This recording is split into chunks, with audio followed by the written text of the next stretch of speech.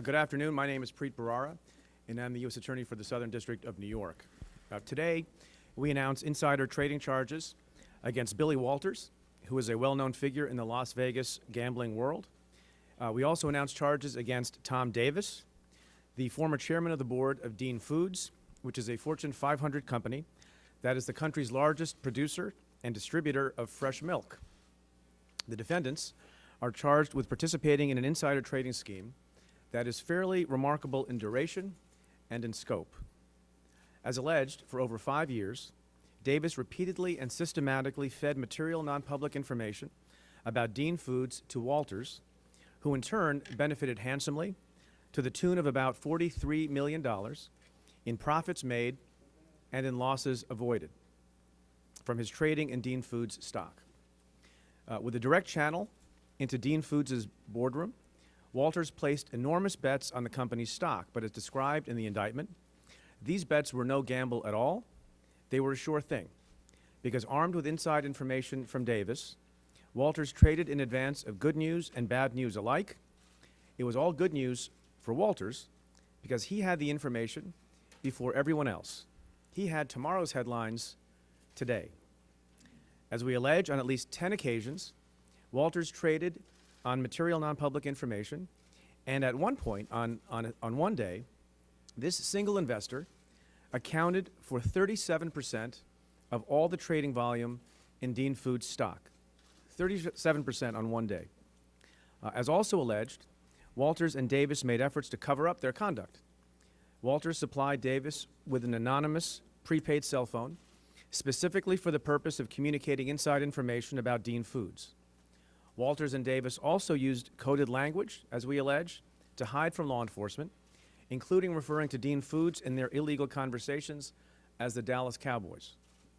We also allege that Davis provided material non-public information about a public company named Darden Restaurants, allowing Walters to make $1 million in illegal profits in that scheme also.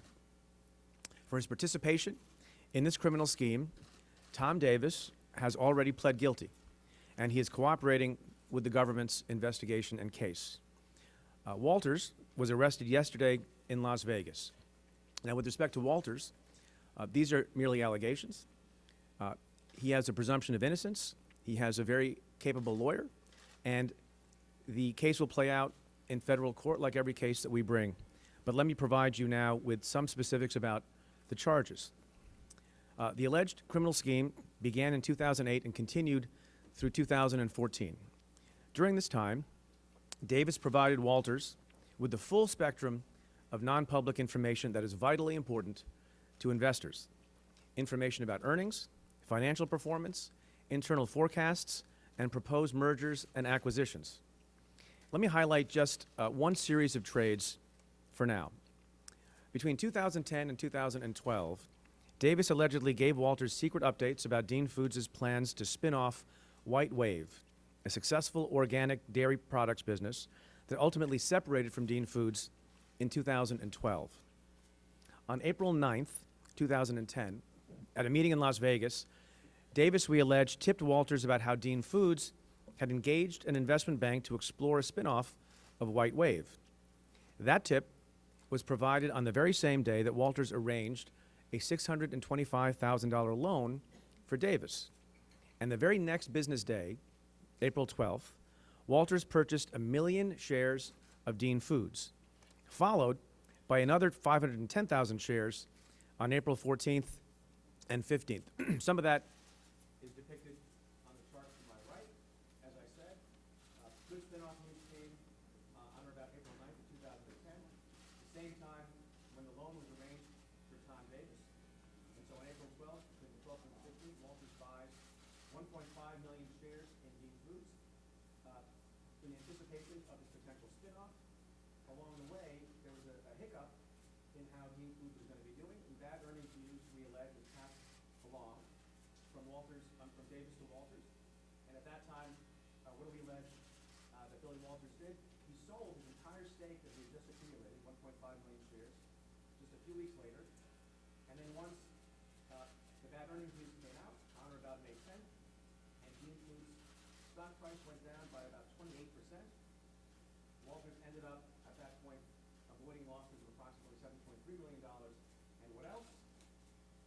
bought the $1.5 million stake, million share stake. He'd accumulated a few weeks earlier, thereby not only avoiding that loss, but also reducing the cost of his shares and his investment for purposes of later gain when the spinoff was expected to happen. Oh, by the way, Walter's dumping of his shares was so sizable and anomalous that his trading on May 3rd and May 4th made up 29% and 16% respectively of Dean Foods' entire trading volume on those days. So now, as the indictment describes, fast forward to August 7th, 2012, when Dean Foods was ready to announce its plan to spin off White Wave publicly for the first time, Walters was well positioned. Thanks to Davis, in effect, his secret bug in the boardroom, Walters had loaded up on Dean Foods stock. And so in the month leading up to the announcement, Walters bought 2.8 million more shares, increasing his total holdings to 4 million shares of Dean Foods. Then on August 8th, after Dean Foods' stock price rose 40% on the announcement of the planned spinoff, Walters' position grew over $17.1 million in value. Ultimately, by October 2012, when the White Wave IPO was finally priced, Walters owned about 5.3 million shares of Dean Foods, valued at over $100 million, shares he ultimately sold through August 2013 for gross proceeds of about $110 million. Now, as you might expect, a case of this type, with this complexity and significance, requires close collaboration and coordination together and in parallel with our law enforcement partners and their representatives. Some of them are standing up here with me today. I am joined by our partner in this and so many other cases by the FBI, led by my friend, the great Diego Rodriguez, who's the Assistant Director in charge of the New York Field Office. I want to thank Diego and his team for their great work and assistance in this investigation. I'm also joined by Andrew Serezny, the Director of Enforcement at the SEC. I want to thank him and the SEC, particularly their San Francisco office, for all of the work that they have done. He'll be speaking in a moment and talk about their separate case shortly. We're also joined by the Postal Inspection Service, represented here by Thomas Boyle, Assistant Inspector in charge of the New York office of the U.S. Division of Postal Inspection Service. And last but not least, I want to acknowledge my colleagues and the prosecutors handling this case, Brooke Cuccinella and Daniel Goldman, and their supervisors, Catherine Goldstein and Tim Kasoulis, the Chief and Deputy Chief of the Office of Securities and Commodities Fraud Task Force. Brazen and insider trading continues to be a blot on our securities markets, and so the integrity of our markets continues to be a priority for this office. When the board member of a Fortune 500 company feeds inside information to a professional gambler who makes a killing on well-timed trades in that very company's stock, that is a form of corruption, corruption of our markets. And we don't let corruption stand. Now I'd like to bring to the podium Diego Rodriguez of the FBI.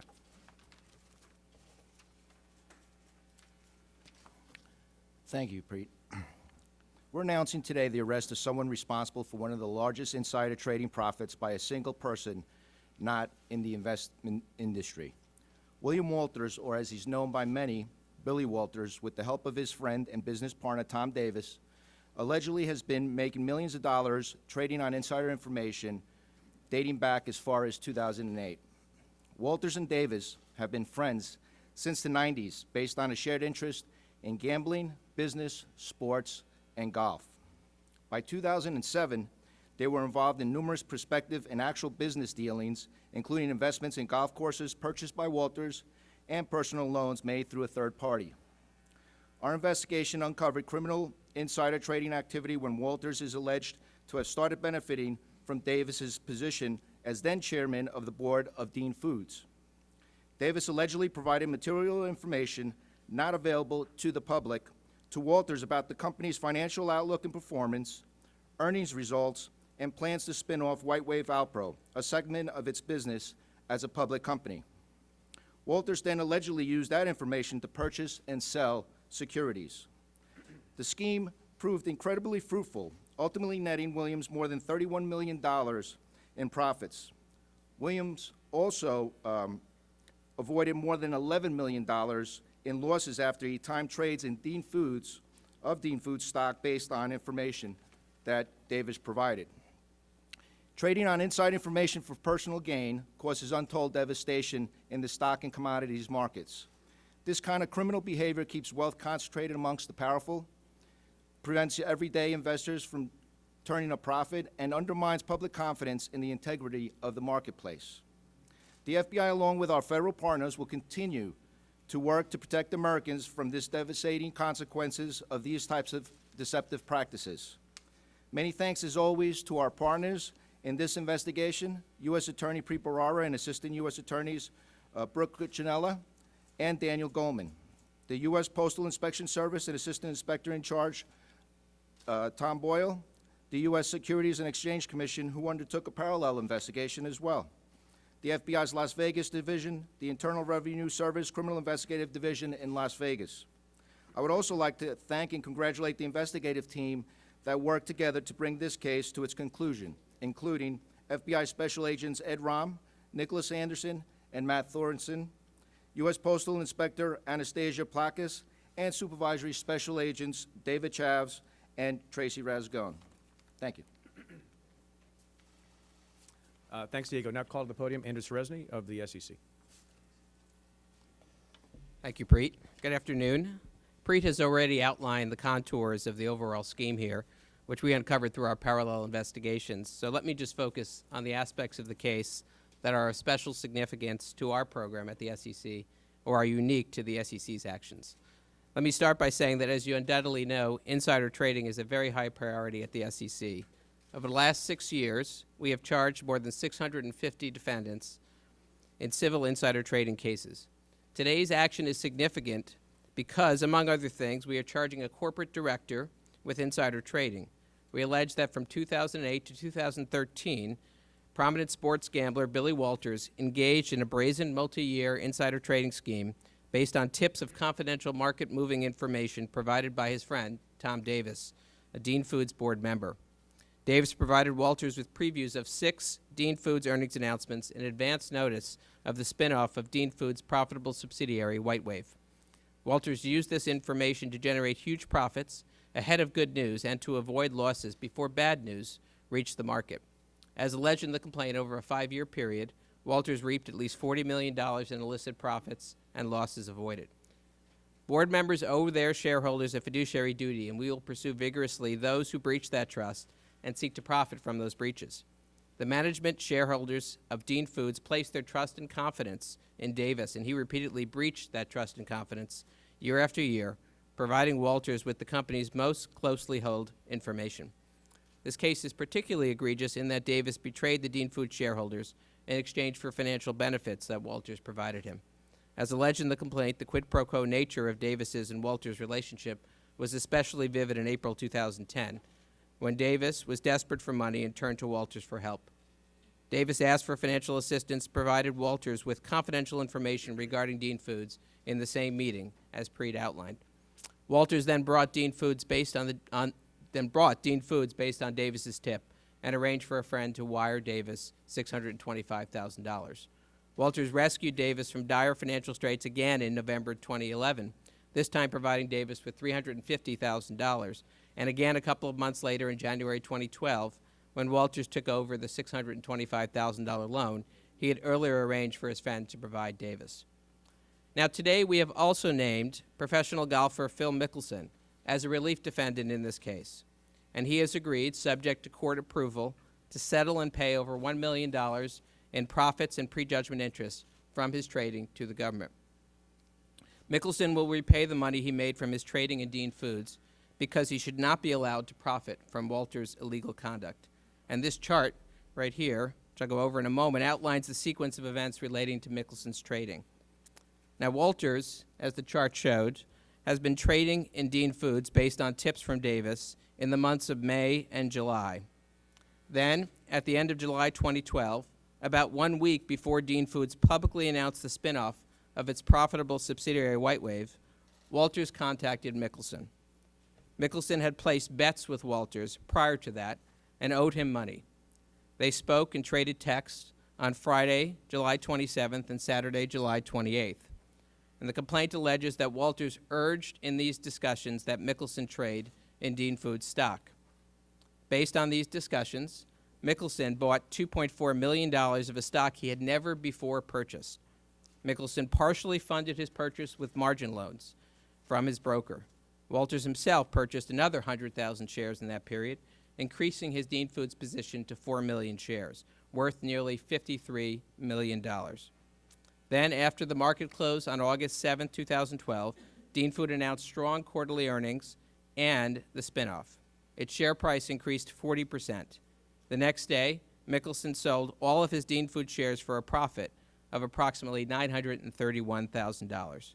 And using part of the proceeds from this trading windfall, Mickelson repaid Walters in September of 2012. As you see in the chart, it just recounts the chronology. Purchases by Walters of the stock, the conversations between Mickelson and Walters on July 27th and 28th, as well as text.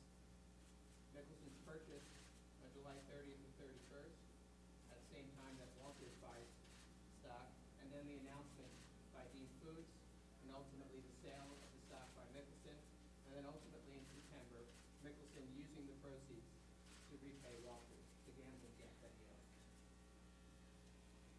Simply put, Mickelson made money that wasn't his to make. The action against Mickelson makes clear that we will pursue both those who engage in insider trading and those who profit from it. The bottom line is that today's action has brought to light an egregious and large-scale scheme that reached into the highest levels of the corporate boardroom. Davis breached his duty and broke the law as a result of being in dire financial straits, and Walters made at least $40 million based on Davis's breach of duty, gambling on a sure thing. Now, today's actions would not have been possible without the efforts and dedication of our important law enforcement partners. First, the U.S. Attorney's Office for the Southern District of New York, which is a very important partner in our fight against insider trading and against securities law violations generally. I also want to thank the Federal Bureau of Investigation and the U.S. Postal Inspection Service for their assistance, and let me also recognize and thank FINRA for their tireless work and assistance in surveilling today's vast and complex markets. Finally, let me recognize the SEC staff who investigated the matter. They included dedicated and talented individuals from our San Francisco office, the Market Abuse Unit, and the New York Regional Office, including Karen Kruskamp, Victor Hong, William Martin, Alexander Vasilescu, Stephen Buchholz, Joseph Sansone, and Gina Choi. In spite of the defendants' concerted effort at concealment, the staff analyzed years of trading data and other information and meticulously followed the leads back to Walters and Davis, uncovering Walters' financial dealings with both Davis and Mickelson. Thank you. Thank you, Andrew. Now we have Thomas Boyle of the U.S. Postal Inspection Service. Thank you, Preet. Good afternoon. As one of the nation's oldest federal law enforcement agency, the Postal Inspectors have a long, proud, and successful history of fighting criminals who misuse our nation's postal system to defraud consumers and investors. The Postal Inspectors are well aware, with our partners here today, the U.S. Attorney's Office, the FBI, and the SEC have an undaunted belief there should be a safe, honest, and equitable playing field for all investors. And not just for those who have the means, the expertise, and the access to circumvent those systems. This investigation is emblematic of the commitment to ensuring this occurs and that all have a fair chance when investing. The crimes of Mr. Walters and Mr. Davis were born out of nothing more than deceitfulness, greed, and continualization of the contempt of fair investment rules and regulations governing the fair market. As alleged in the indictment, the defendants used their knowledge of the markets and their investment know-how to circumvent the market. You provide me with the information on companies, and we will pay you, and you can live a life that you're so accustomed to. Some might think this is a victimless crime, only impacting trading houses and banks, but this is not a victimless crime. First, being the average honest investors like you and me, who are not privy to material, non-public information, giving us the same advantage to grow our wealth in the market as Mr. Walters had.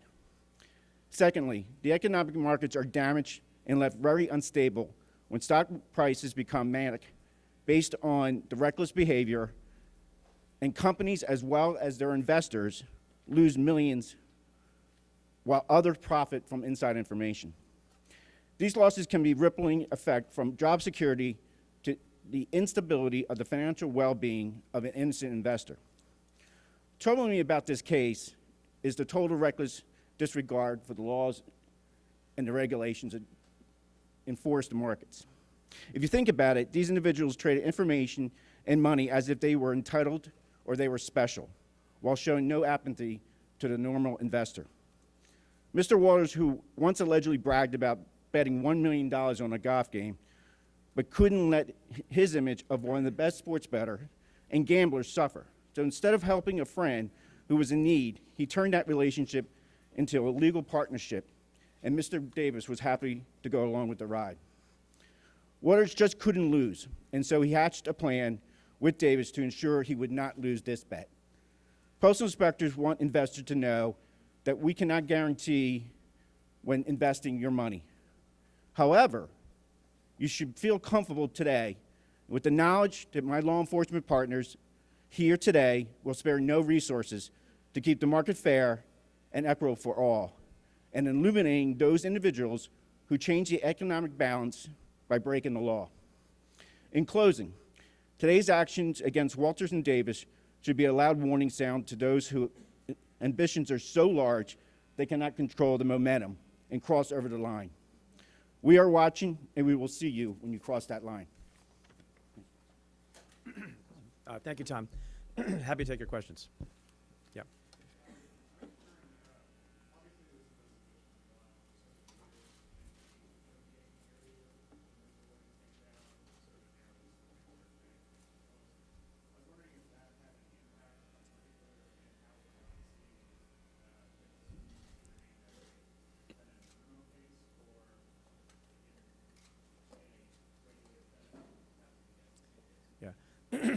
I'm not going to comment on the particular way in which Newman may or may not have affected charging decisions in this case, but I will repeat what I've said many times, that the Newman decision, if it stands, and the Supreme Court lets it stand, and I think people know that the Supreme Court has agreed to hear a case out of the Ninth Circuit Court of Appeals that squarely will address whether Newman was correctly decided or not. We have a view that it was not.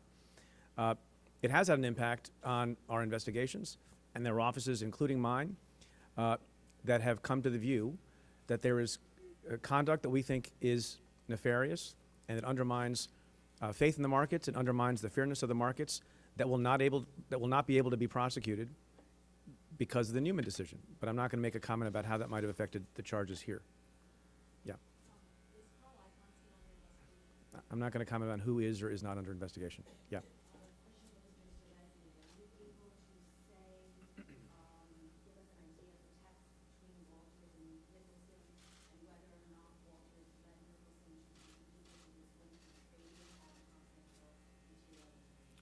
I'm not going to go beyond the complaint in this case. You have the complaint, and the allegations of the complaint are that there were texts and discussions between Mr. Mickelson and Mr. Walters. One of the allegations in the SEC complaint is that Mr. Davis had taken money from a Dallas charity. Wondering if this is actually a question for Preet here. Any chance that that conduct is that being investigated for possible preceding indictment or any other? Yeah, as usual, and you know this, I'm not going to comment on what is or is not under investigation, but it's ongoing, of course. Yeah. And again, if you could just further explain this for those of us who do not understand, why is it that Phil Mickelson is not charged with this? It's obvious that he got this insider trading information, it's obvious that he made a profit, and now he's agreed to pay the money back, and he's not admitted to any wrongdoing. Why is he not charged? Sure. So today we've charged Mr. Mickelson as a relief defendant. What a relief defendant is essentially is a person who's the recipient of ill-gotten gains for which he has no legitimate claim. So for example, in insider trading cases, a relief defendant may be one like Mr. Mickelson who received gains as a result of others' illegal conduct, and under the circumstances it would not be just or equitable to allow him to maintain those profits. So in this case, we've charged that Mr. Mickelson made profits as a result of the illegal conduct of Mr. Walters, and thereby should have to disgorge or give back that money and not maintain it. It's really an equitable principle that when you make money that you're not entitled to, you shouldn't get to keep it. So in this case, we've charged him with that. We have not charged him with insider trading. So are you saying that he didn't realize he was gonna be making money off of these conversations that were going, like he's an innocent person here? I'm just telling you what we charged Mr. Mickelson with today, which is as a relief defendant. We did not charge him with insider trading. Right. Well, the charges again, the charges we issued today are charges that he is a relief defendant. That is, that he made money based upon the illegal conduct of others. And we have not charged him personally with doing anything improper or engaging in insider trading.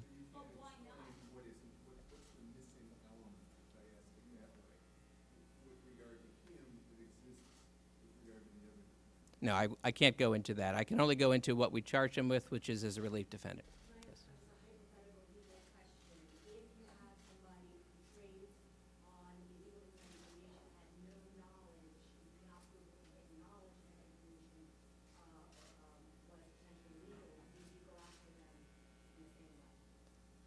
Well, a relief defendant is somebody who makes money based on the illegal conduct of others and shouldn't keep the money that he makes. Regardless of any knowledge. So in other words, here, we have charged that Mr. Walters received inside information, knew it was inside information, that he personally traded on it, and then shared that something about that information with Mr. Mickelson, and ultimately Mr. Mickelson traded and thereby made money. And from our perspective, you shouldn't get to profit from money that you made based on the illegal conduct by others.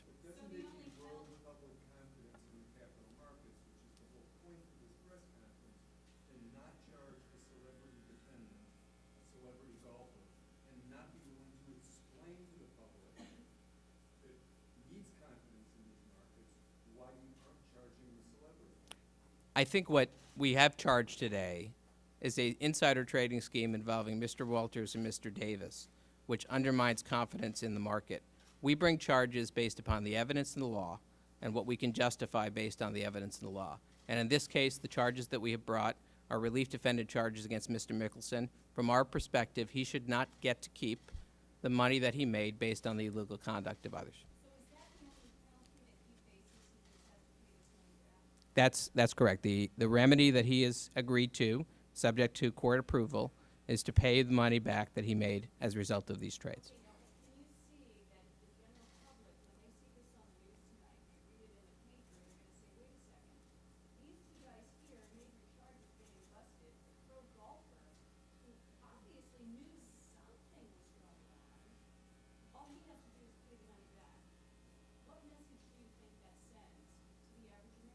I think the message it sends is that if you make money based on illegal conduct by others, you can't keep that money.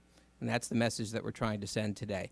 That when you make profits that you're not entitled to, we're going to take those profits back, and that we bring charges based on the evidence and the law that we can bring. But don't you think it also sends the message that celebrity in our culture once again seems to be skating by? No, I don't think it sends that message. I think it sends the message that we make charging decisions based on the evidence and the law, and that's what we make the decisions based upon. Yes, I was just wondering, what, given your office's investigation, the ongoing, NYPD corruption scandal, what, not naming any individual people involved, is the most serious crime that you're investigating presently? What is Yeah. the most egregious conduct? I generally don't talk about investigations and what we're investigating, and I generally don't talk about investigations that are not the subject of the instant announcement. But thanks for your question. Thanks, everybody.